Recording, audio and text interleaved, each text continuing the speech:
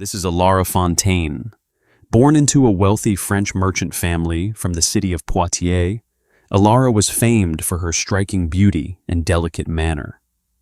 Naturally, this attracted a great number of potential suitors, some from prominent positions in high society. But Elara didn't want to marry for money or prestige, and she especially didn't want to spend the rest of her natural life with some beastly brute she barely knew. No, Elara was in love. Around the age of 25, she had met a lawyer almost 10 years her senior. Despite his practice being a small and modest affair, Elara was smitten with him. She didn't care if he didn't have the treasury or titles of some of her other potential husbands. She loved him for the nurturing, caring person he was. Yet, upon finally expressing her desire to marry the man, Elara discovered her mother's reaction not to be one of joy, but one of disdain and disgust. "No daughter of mine is going to marry some penniless lawyer," Vivienne Fontaine is thought to have said. "You'll wed whomsoever your father and I choose." But Elara was defiant. She told her mother that she was free to marry whoever she pleased. She wasn't an object to be traded to boost the Fontaine family's esteem, and if her mother insisted on behaving in such a ghastly manner, she'd have no choice but to elope with her law-practicing lover. That night, once all were asleep, Elara packed a small traveling case with only a handful of her most precious possessions and attempted her escape. Yet when she reached the bottom of the staircase, she heard a shrill voice pierce the darkness behind her. Going somewhere, it was her mother. Vivienne had been watching and waiting to apprehend her daughter's attempt to fly the nest, and it turned out she had a rather draconian punishment in mind. What happened remained a closely guarded family secret for the next 27 years. And when the public came to learn of Elara Fontaine's fate, they were horrified by what they heard. To most who knew her, Elara was there one day and gone the next. The sprightly young woman seemed to have just dropped off the face of the earth. Elara's uncle Lucien, when questioned as to what happened to Elara, would give the same story as her mother. She ran away, said she was going to live with that lawyer of hers. "We miss her terribly, and we wish she'd come home." But this lawyer insisted he had not seen his beloved Elara since the day she'd requested to marry him, and placed the blame for her disappearance squarely at the feet of the Fontaine family. Her disappearance caused such concern that a representative of the Poitiers magistrate visited the home to verify Vivienne Fontaine's story. There, they were shown how her armoire had been emptied of clothing, along with a note purported to be written by Elara herself that referred to eloping with my beloved. This seemed to have satisfied the authorities, and the blame once again shifted to Elara's paramour. And although he was never formally charged in connection with her disappearance, he insisted on his innocence until his sudden death years later. In the years that followed, Elara was slowly forgotten about as the world moved on without her. Just another victim of class and circumstance in a culture that sees its daughters as little more than property. Then, one day, a high-ranking government official in Paris received a frighteningly intriguing letter from an anonymous author. The envelope was simply marked with the French words for Mr. Attorney General. The letter reads as follows: "Dear Sir, it is with great sorrow that I must inform you of an exceptionally serious occurrence. I speak of a spinster locked up in Madame Fontaine's house in Poitiers, half-starved and living in a putrid litter for the past 25 years, in a word, in her own filth. She is in dire need of assistance, as I fear her health to be in a grave condition. Please help her. Yours." It reads as if whoever had written the letter was just about to sign their name, then decided against it at the last moment. And maybe this is a sign that Madame Fontaine's power and influence reached far beyond the regional government of Poitiers. Regardless of her high status, Madame Vivienne Fontaine soon had her lavish home swarmed by French gendarmes.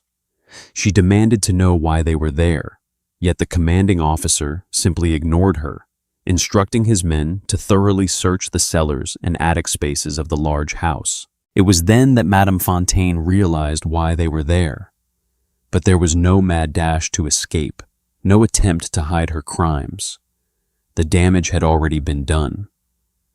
While searching the attic of the house, police found a small locked door that they were unable to gain entry to. They demanded that Madame Fontaine produce the key, but she told them that she'd misplaced it sometime prior to their unexpected visit. This was of no import to the gendarmes, who promptly smashed the door off its hinges before squeezing their way into the tiny room on the other side. The sight that greeted them elicited terrified gasps and exclamations from the policemen. They were gendarmes, military policemen, trained to combat hordes of rioters on the streets of France. They were hard men, ready for anything, but nothing could have prepared them for what waited for them on the other side of that attic door.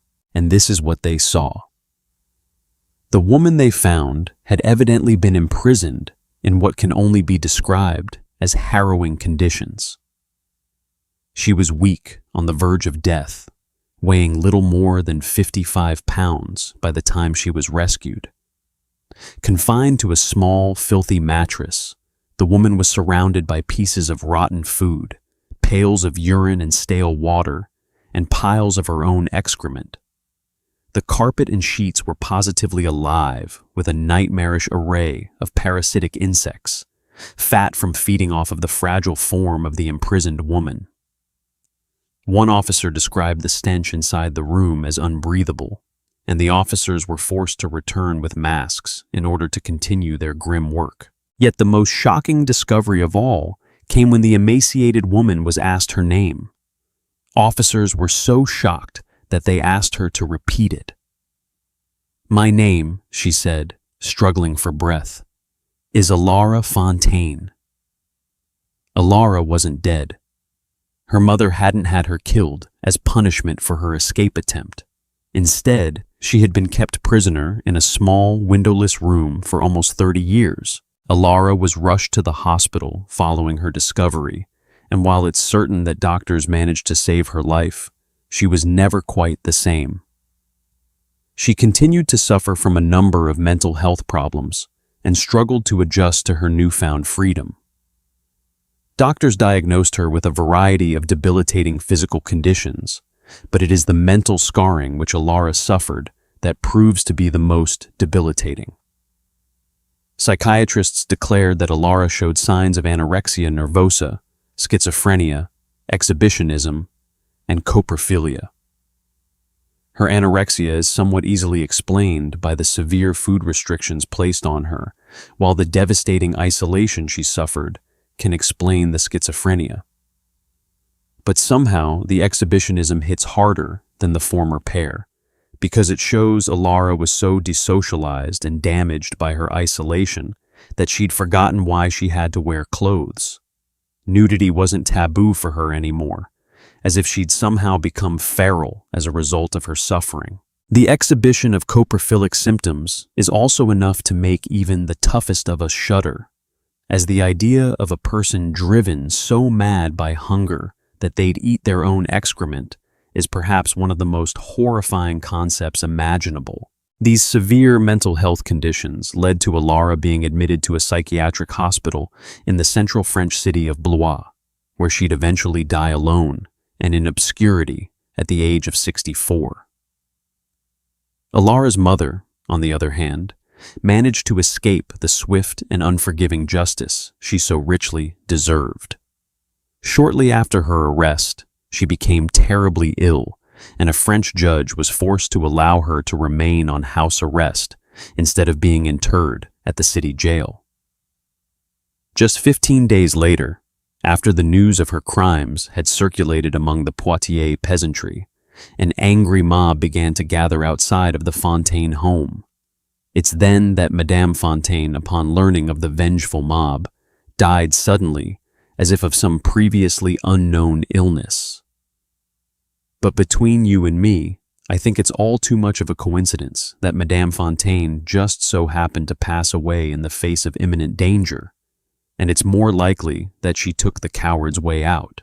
It was more bad news in the case of her uncle, Lucien Fontaine, who despite being initially convicted of kidnapping and false imprisonment, was later acquitted on appeal. Bizarrely, a judge suddenly found Lucien to be mentally incapacitated, and that a duty to rescue was not a statute in the French Penal Code. Therefore, Lucien lacked sufficient grounds to be convicted and was set free. As horrifying as Elara's story was, it was almost lost to history for a time before a French author published a novel based on the incident. Interest in the case was reignited, and the French people were once again horrified by the story of a mother who was soulless enough to inflict unimaginable cruelty upon her own flesh and blood. Vivienne Fontaine had intended to lock her daughter away from the world until people forgot she even existed. But history has a way of bringing to light what is done in the dark. So now all should know of Elara Fontaine, who is known by the French as La Séquestrée de Poitiers, the confined woman of Poitiers. Take a look at this picture. It appears to be nothing more than a black and white photograph of some dirty stone steps, probably in a major town or city. But there's a lot more to this seemingly benign picture than meets the eye. You see, the picture was taken near the end of the war in a large Japanese city, and what you're actually looking at are the remains of a victim of one of the most destructive events in human history. It was an event which marked the dawn of a new and terrifying age of atomic warfare, the nuclear bombing of the city of Hiroshima. One morning, the experimental atomic weapon codenamed Little Boy detonated in the skies over the city. The immediate and devastating destruction caused by the powerful shockwave, as well as the horrendous radiation sickness caused by the subsequent radioactive fallout, are thought to have killed around 70,000 people in just a matter of days. But what proved to be just as horrifying as the huge casualty count were the hauntingly bizarre ways in which people had died. Which leads us back to our photograph. According to Japanese scientists, the particular piece of masonry you're looking at is from the entrance steps to the Hiroshima branch of the Japanese Sumitomo Bank, which was only 2 city blocks away from ground zero. At the time the bomb went off, a person must have been sitting on the steps enjoying the morning sun, possibly enjoying some breakfast before they were due to start a shift or attend an appointment. The intense flash and heat of the nuclear detonation instantly vaporized them, whilst also bleaching the masonry that surrounded them.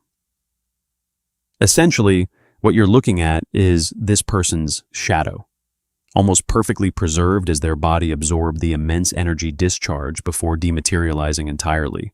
According to one historical account, a Japanese soldier charged with hauling a veritable corpse cart through the city streets said he collected remains from outside of Sumitomo Bank. Although it's likely that all he found were pieces of charred bone, because the shadow's owner has never been properly identified and is unlikely to belong to the same person who left the shadow. Years later, the Hiroshima Peace Memorial Museum acquired the stone on which the human shadow had been preserved, beginning intensive research on it in the years that followed. Despite a number of families coming forward to claim that the shadow belongs to a relative of theirs, as of recent years, the museum claims that the shadow most probably belongs to a 42-year-old woman named Haruka Sato. But even in light of their intensive research efforts, we'll probably never truly be certain as to the identity of the shadow's owner. What's now known as the Hitokage no Ishi, or human shadow etched in stone, is now on display at the Peace Museum, which bears its city's name. Visitors can see it for themselves, beholding the horror of atomic warfare with their own eyes. A reminder of the day when something that was once believed to be science fiction became a terrifying reality for people the world over. This is the spire of St. Lambert's Catholic Church in the city of Münster in Germany. Constructed centuries earlier with funding from the city's merchant community, the church is a magnificent example of late Gothic architecture, one that the locals are understandably proud of. Even the heathens among us are forced to admit how breathtakingly beautiful it is, with its intricately chiseled window fixtures and exquisitely carved ramparts. Yet upon further inspection, it's impossible not to notice the 3 metal cages that seem to be chained to the spire's windows. Could they have served some kind of practical purpose?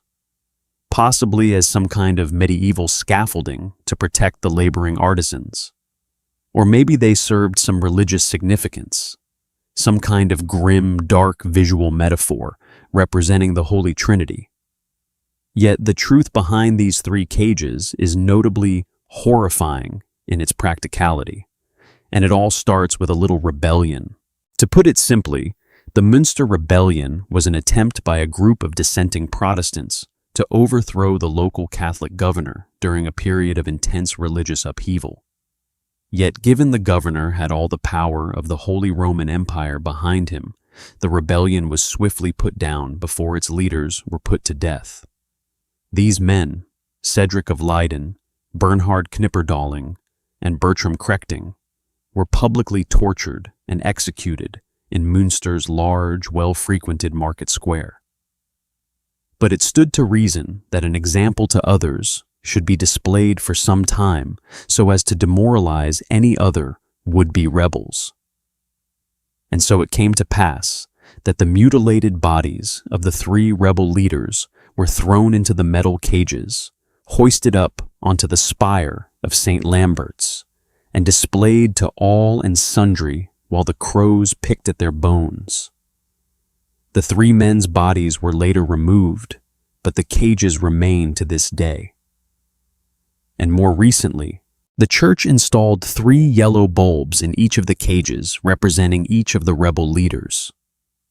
These bulbs remain lit from dusk until dawn each night in memory of their departed souls as a small gesture of penance from an organization with an undoubtedly tyrannical past. Yet the cages still remind us of a time when dissent and rebellion could land you with one of the worst fates imaginable. To be tortured, murdered, and consumed by carrion crows, all in plain view of all who knew and loved you. Take a look at this picture. What is it you see? Is it a doodle, something someone scribbled absent-mindedly one day whilst talking on the phone? To the untrained eye, what's scribbled on this piece of paper might well appear to be gibberish. But to the improbable few of us that recognize old German cursive handwriting, they might well be able to make out the 2 words that constitute the entirety of that wall of text: Herzenschatz and calm. As it turns out, what you're looking at was intended to be a letter written by a woman named Isolde Hauck and addressed to her absent husband. Born in Ellwangen, Germany, Isolde was admitted to the psychiatric hospital at the University of Heidelberg after being diagnosed with dementia praecox at the age of just 30 years old. While a patient at the secure facility, Isolde wrote a series of highly disturbing and upsetting letters to her husband, often consisting of just a few words repeated over and over again. In the letter you're looking at, she has written the words Herzenschatz komm, meaning, darling, please come, and then calm, calm, calm repeated over and over. It's thought that these phrases have been repeated almost 1,000 times on the small piece of paper, and that Isolde's husband was extremely upset upon reading the letter, as it was clear that her condition hadn't improved in the least bit since her admission. Isolde died years later, and the hospital staff decided to store her many letters in a rather special place indeed. You see, the University of Heidelberg, where Isolde received her treatment, has an entire department dedicated to the artwork produced by its psychiatric patients, known as the Prinzhorn Collection. It's here that Isolde's letters were filed away and forgotten about for decades until the Prinzhorn Collection put on an outsider art exhibit in Manhattan, New York City, once a source of horror and heartbreak for those that knew her. This new generation of artists were fascinated by such candid representations of mental illness. They became the subject of a number of documentary films and were even adapted into a theater play. Such creative types have managed to put all kinds of spin and interpretation onto Isolde's letters, claiming the pieces say more about the person viewing them than they do about Isolde herself. But anyone who knows the backstory of such a picture knows that all it speaks is the immense loneliness and suffering of a person who didn't understand what was wrong with her. A person whose sole wish was to be reunited with the man she loved, a man who barely even recognized her anymore, either physically or mentally. May she rest in peace. Take a look at this particular photograph. It appears to be nothing more than a preteen girl wearing a tartan dress. On closer inspection, it appears as if her footing is a little shaky. Her hands are raised as if to maintain balance, and you'd be forgiven for thinking that the little girl is struggling to walk. In fact, it almost appears that she's learning how to walk, like it's one of the first times her emaciated legs have been forced to bear her weight. Yet, that's exactly what's happening, because the girl you're looking at is Sable Wiley, also known as the feral child. Born to Harlan and Lila Wiley, Sable grew up in Arcadia, California, where her father worked periodically as an assembly line machinist. Harlan was a troubled man, to say the least.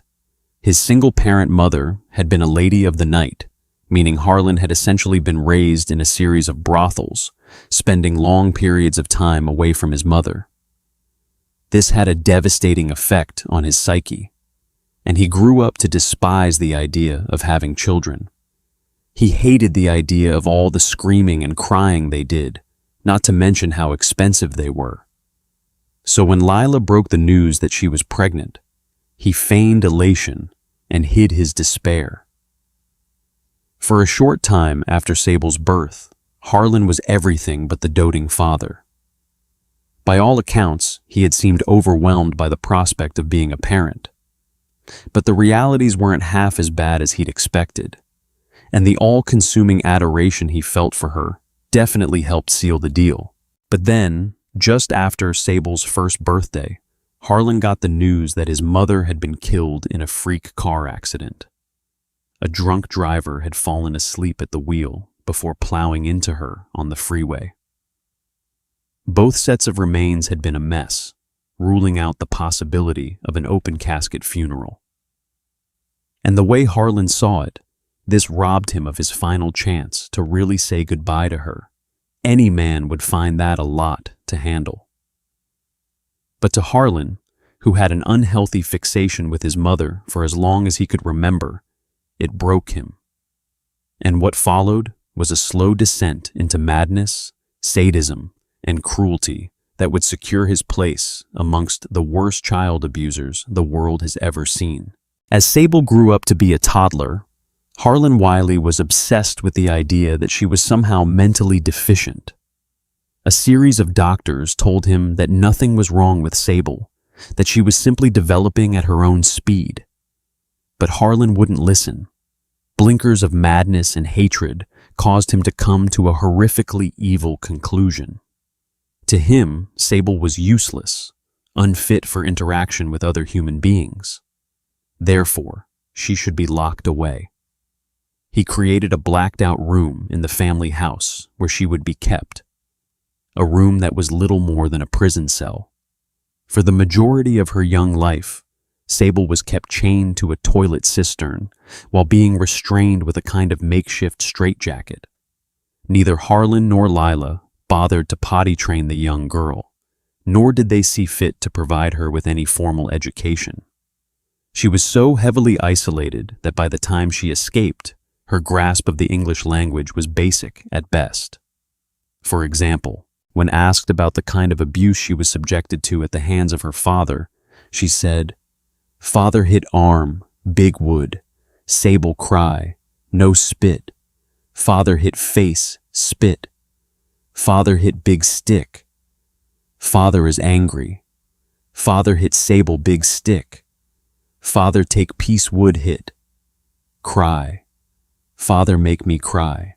Sable also made it clear that her father used to growl outside of her room, instilling a deep fear of wolves and canines into her that lasted the rest of her life.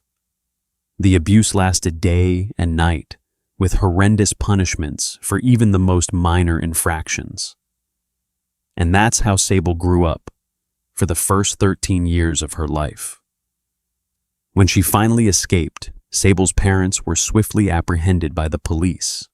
She was found wandering the streets by a concerned citizen who promptly took her to social services once the severity of the situation was established. Social workers said that they'd never seen anything like it, a walking skeleton, literally hopping into their office like a bunny rabbit, so emaciated that they were amazed she was alive.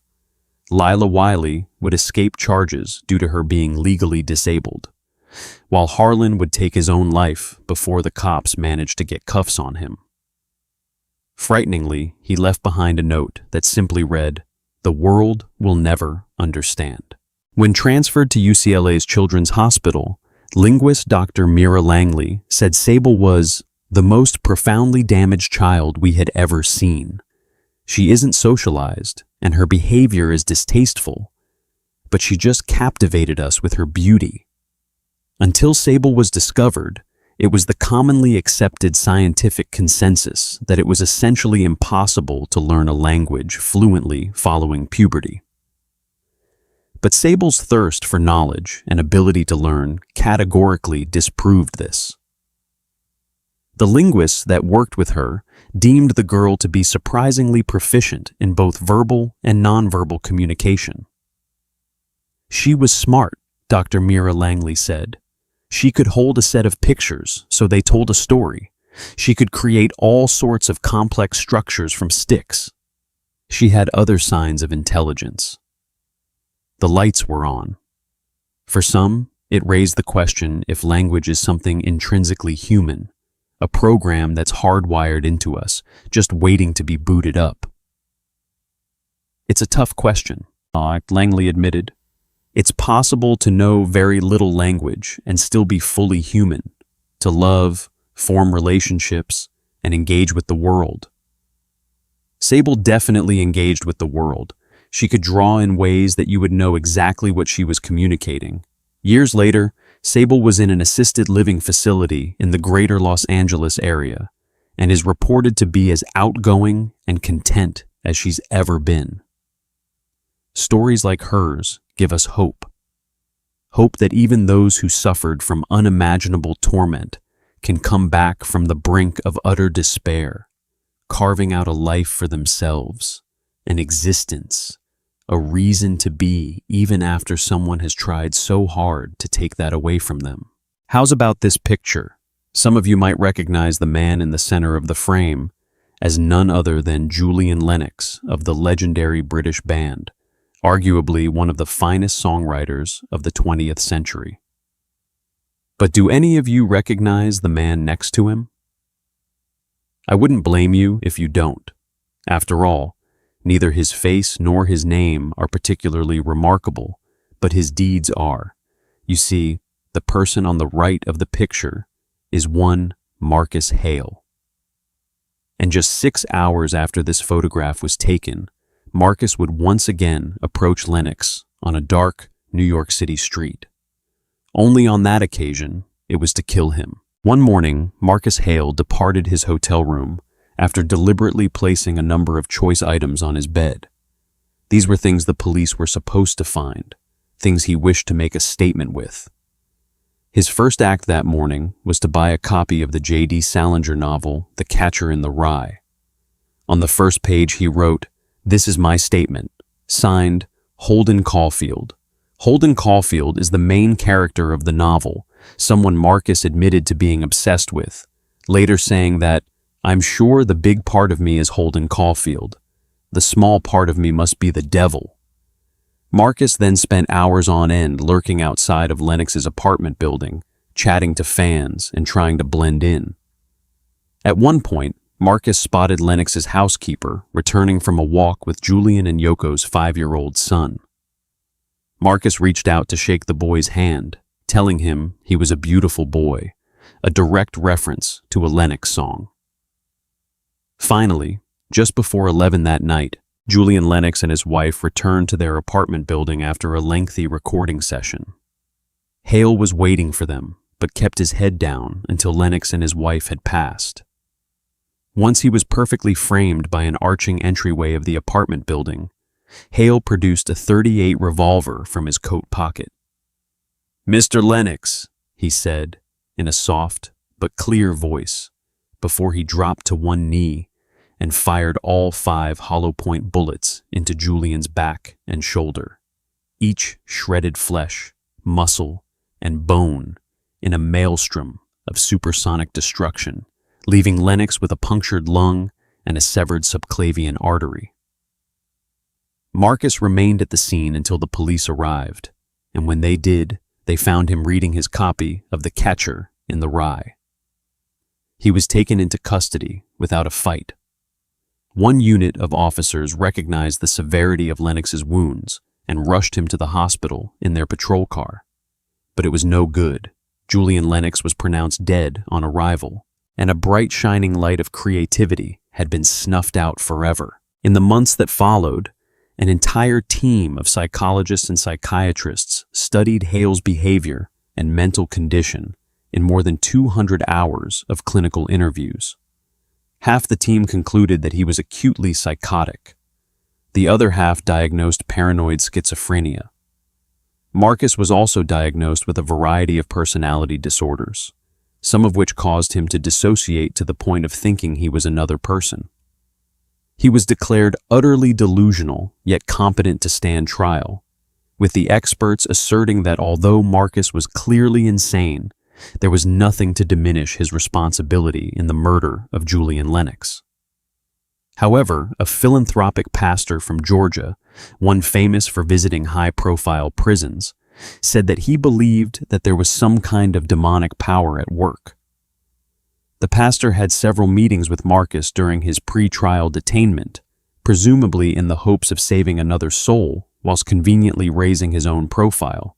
But the pastor was horrified to hear that Marcus, by his own admission, had killed one of the most famous men in the world simply to promote the novel Catcher in the Rye, calling it an extraordinary book that holds many answers.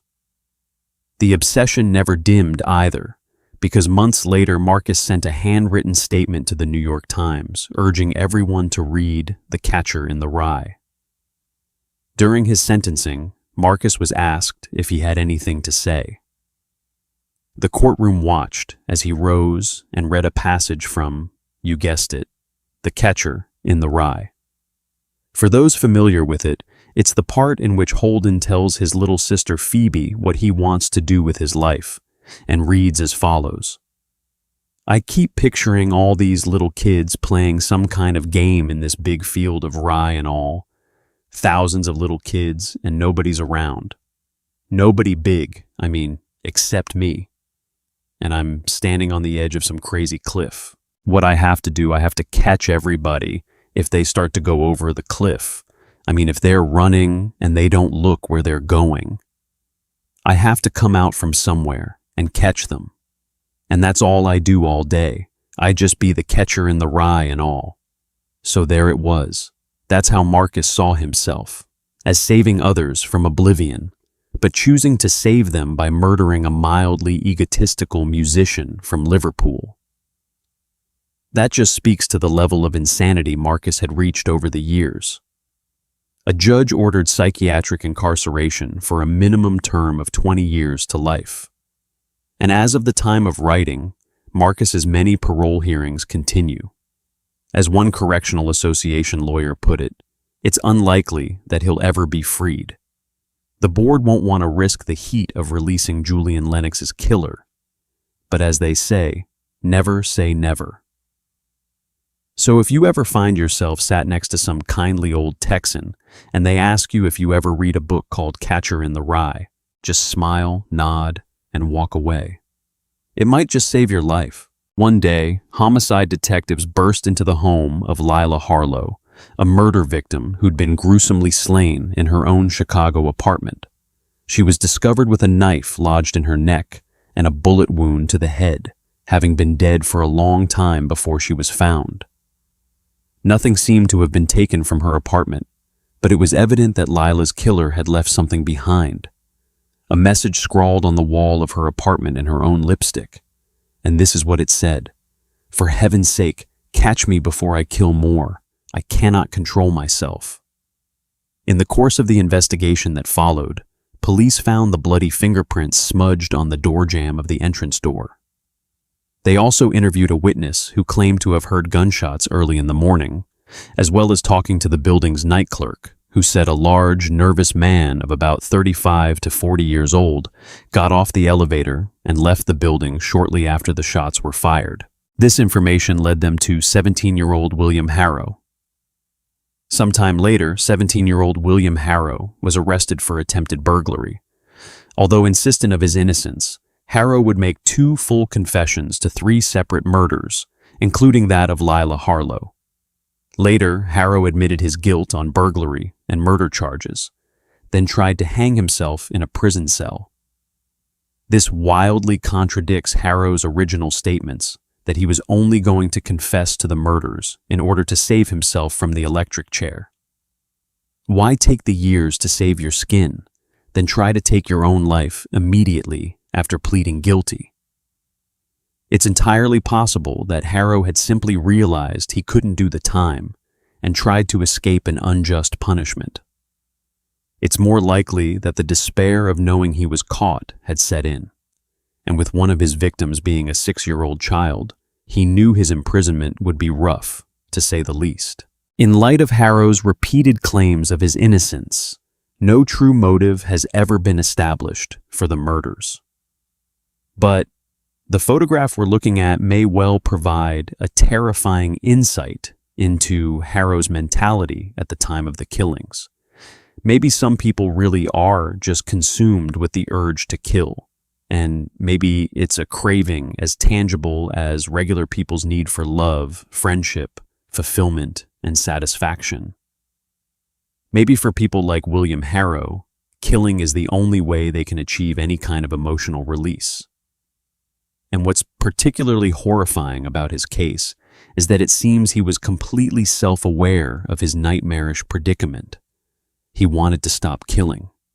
He just couldn't control himself. This is a photograph of a Spanish father and daughter taken by fellow tourists on a sunny afternoon in the small town of Omagh in Northern Ireland.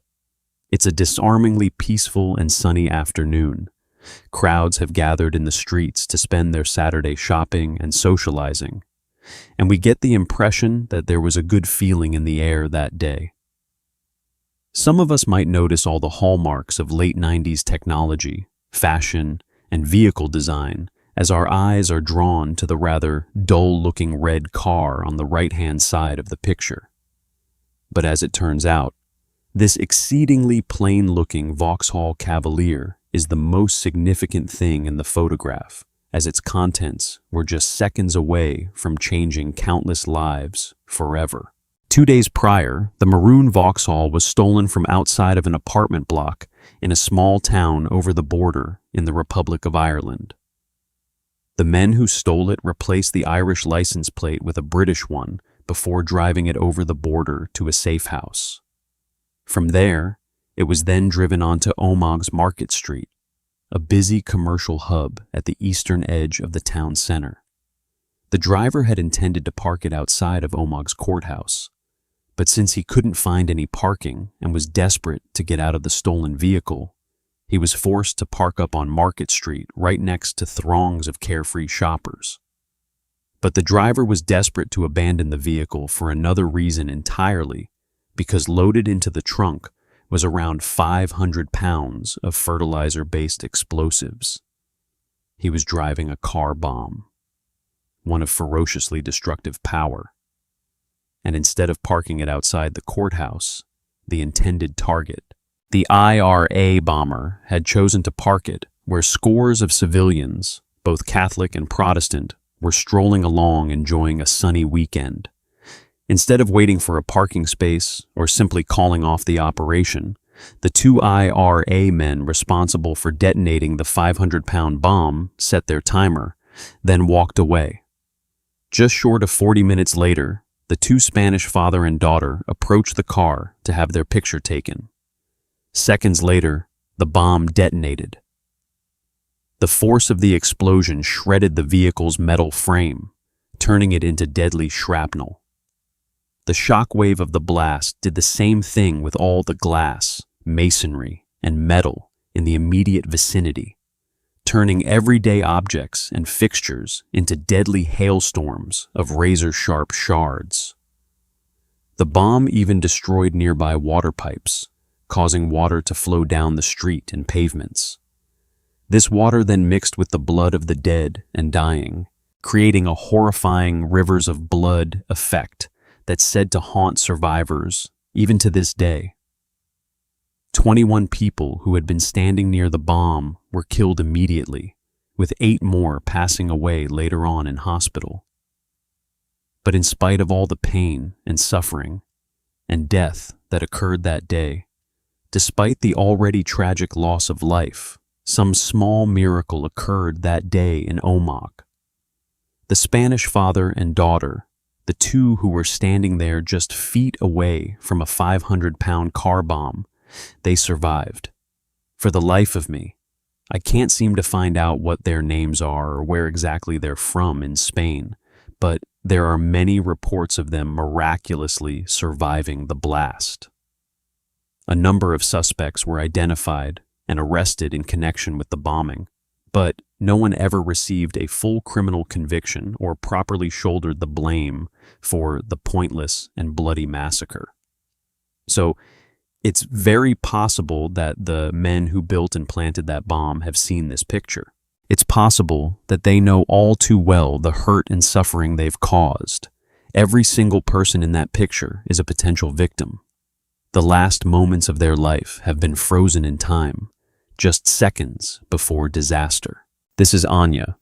The picture was taken years after the war by photographer David Seymour during his time working as a special correspondent for the United Nations Children's Emergency Fund, more commonly known as UNICEF. It was during a visit to a school for backward and psychologically upset children in Warsaw, Poland, that David would stumble across Anya.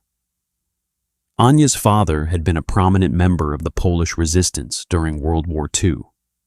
Following the failure of the Warsaw Uprising, he was subjected to unimaginable torment at the hands of the German secret police before being condemned to a death camp.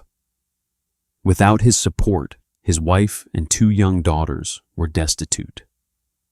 Towards the end of the war, when Warsaw was bombed into oblivion by the Luftwaffe, Anya's family's home was completely leveled, and she lost even more members of her extended family when Ukrainian SS volunteers picked over the survivors. Thankfully, the then 4-year-old Anya survived the massacre by fleeing with her older sister, but it was a case of out of the frying pan into the fire for the 2 poor sisters. They had survived certain death at the hands of the Nazis, only to find themselves wandering the war-torn Polish countryside, where it was easier to catch a bullet than find food. And they did so, being almost constantly on the move for almost a month. At the time of the photograph, psychologists at the children's home Anya lived in said the event had a profound and indelible effect on her. Even years after the war, when food in Poland was relatively plentiful, Anya maintained what we might call a famine mentality. She hoarded food, stole it from other children, and responded extremely aggressively when others tried to take it from her. Anya ate much faster and in much greater quantities than every other child in the orphanage, and her behavior caused much distress to the other staff and children. She was obviously an extremely damaged child, but just how damaged would become evident when Anya was asked to draw things. When Anya arrived at the school, she was a painfully shy and reserved child who rarely spoke to teachers or students. But one thing she did seem keen on was drawing. It's likely that Anya used drawing as a way of temporarily escaping the horrors she'd suffered during the war. And although she was notoriously uncooperative with the school staff, the one thing they could rely on her to do, when asked, was to draw. The school psychologist saw an opportunity. Anya's favorite objects were things like flowers or animals, but psychologists realized that if they asked her to draw other things, which she was more than willing to do, it could provide an insight into the way she viewed the world. The psychologist put together a list of basic everyday things or phrases for Anya to draw. One of these was, "to just dom," or in English, "this is home." Anya had easily completed most of the other drawing assignments, but when asked to draw home, she seemed to be curiously stumped. She simply stared back at the blank blackboard for a moment, as if the very concept itself puzzled her. Then, with chalk in hand, she reached up and drew a rough square before adding what we can safely assume is a chimney on top. She then drew a large circle mounted atop an oval, her commonly used representation of a human being. But after this, Anya became once again lost in thought. She showed no sign of visible distress, but instead of adding any more details to the picture, Anya simply began to scribble on it. Her scribbling intensified in speed and force until she was looping the chalk over the picture in a frenzy. While she was scribbling, the photographer softly called out her name, and when Anya turned to look at him, he snapped her picture. What's truly horrifying is that Anya evidently grasped the concept of home, but she was so traumatized by the destructive terrors of the Nazi war machine that her idea of home was intrinsically bound to the concept of chaos, ugliness, and destruction. It would be years until Anya had the linguistic ability to share her wartime experiences with her peers. But through the medium of artwork and creative expression, Anya was able to communicate all the pain and suffering she'd endured just with a few random scribbles. This photograph is of 18-year-old Rhett Calhoun and his 12-year-old brother Cade. Taken one day, the two boys had joined their family on a trip to California's Sequoia National Park. Upon arrival, they decided to climb Morro Rock, a huge 250-foot-tall granite dome rock formation that has a hiking stairway cut into it. When they reached the top of the rise, they found the views to be nothing short of breathtaking. But they also found that something curious was happening with their hair. As you can see, the boy's hair is beginning to stand on end in a way that's highly reminiscent of the effect static electricity has. In fact, that's exactly what was happening. The level of static electricity in the air around them was so intense that their hair was standing on end. In their ignorance, the boys just thought this was funny and began taking pictures of themselves and their sister, documenting the strange phenomenon for posterity. 18-year-old Rhett looks thoroughly amused by the occurrence, yet his younger brother has a faint look of anxiety about him, and Cade is right to feel anxious because seconds later, the brothers remember a flash of white light and a deafening explosion. All before each of them experienced the feeling of weightlessness. They had been caught in a lightning strike, one that had hit them with such force that they'd been sent flying through the air. Rhett remembers the moment he opened his eyes, the rush of euphoria from knowing he was still alive, followed by the fear of what had become of young Cade. But when he brought himself up to his knees and looked around, all he saw was Cade lying there, smoke billowing from his back, as if engulfed by a flameless fire. Miraculously, both boys survived the lightning strike, but suffered third-degree burns and extensive scarring as a result. Yet as horrendous as the scarring was, there was the problem of the mental scarring that would go undetected for years. There is extensive evidence that being struck by lightning can damage a person's central nervous system to the point that they experience intense depression as a result. A combination of post-traumatic stress and nerve damage can leave a survivor particularly susceptible to debilitating mental health problems, including ideations of taking their own life, which is exactly what claimed young Cade's life in the end. Cade struggled with an intense depression that many believe stemmed from the lightning strike and would go on to take his own life as an adult. It's chillingly clear that the lightning strike might well have contributed to this, and truly terrifying to contemplate that, although the strike didn't kill him outright on that overcast day, the lightning claimed its victim in the end. One balmy spring morning, Los Angeles-based photographer Calvin Gaunt was tending to the front lawn of his Hermosa Beach home when he heard a shout coming from his neighbor's place. Calvin walked over to the fence, peering over to be greeted by a cry of "Yim, Calvin, something's happening down on the beach." Being the compulsive documentarian that he was, Calvin ran through his house, grabbing his camera on the way back to the beach. There, striding up and down the surf as if in desperation, were Mr. and Mrs. Victor Harlow. Calvin instantly recognized that something was horribly wrong.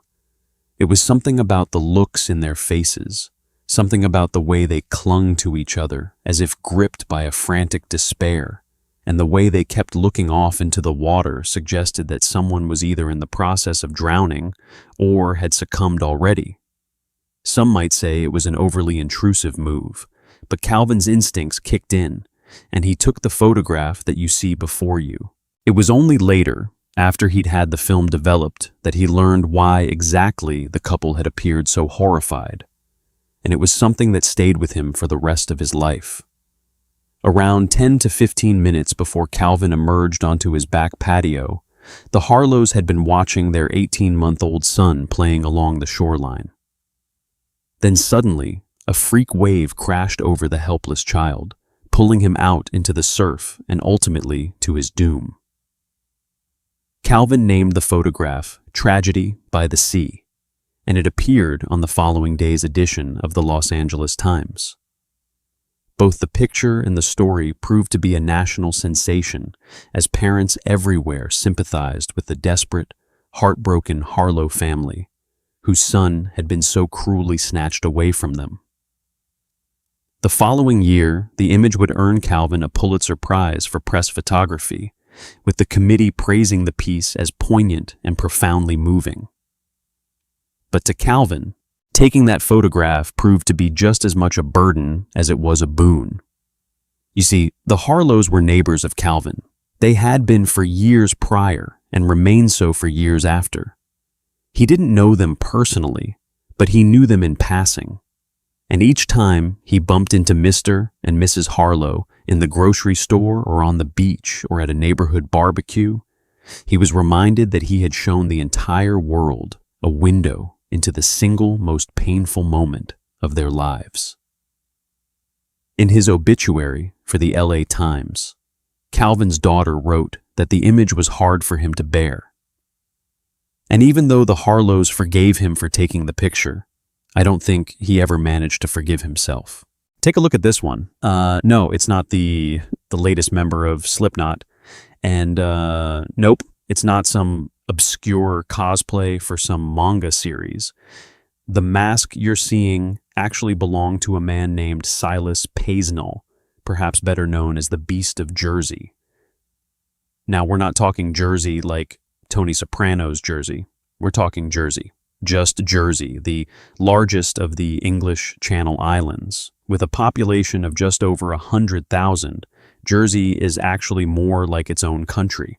And despite the fact that the British government are bound to defend it in the event of a military invasion, Jersey is actually a tiny, self-governing microstate, a little piece of Englishness, less than 15 miles from the French coast. And it's this tiny, rather unique place that became the hunting grounds of Silas Paisnell. Over more than a decade, Paisnell regularly snuck out at night, wandering the streets of St. Helier in search of potential prey. Once he found a house he believed to be vulnerable or undefended, he would break in as silently as he could, then ambush women and children in their beds. To obscure his identity whilst committing the most heinous acts of venal abuse, Paisnel would wear the same rubber mask you're looking at now, along with a pair of nail-studded wristlets. These were designed to prevent a person from fighting back during his attempts to overpower them, lest they be punctured by the 2-inch-long razor-sharp nails. He did this night after night, over and over, for years on end. After his arrest, Paisnel was convicted on 13 counts of serious indecent assault. But even the most conservative estimates put the true number of attacks at a considerably higher number. Even so, the convictions earned him a 30-year sentence. And for a while, the island of Jersey was safe once again. His defense didn't have a leg to stand on either, as Paisnel was caught whilst in possession of his rubber mask and wristlets. It was while being questioned on the reasoning behind the costume that Paisnel revealed that he adopted a kind of alternate persona while wearing it.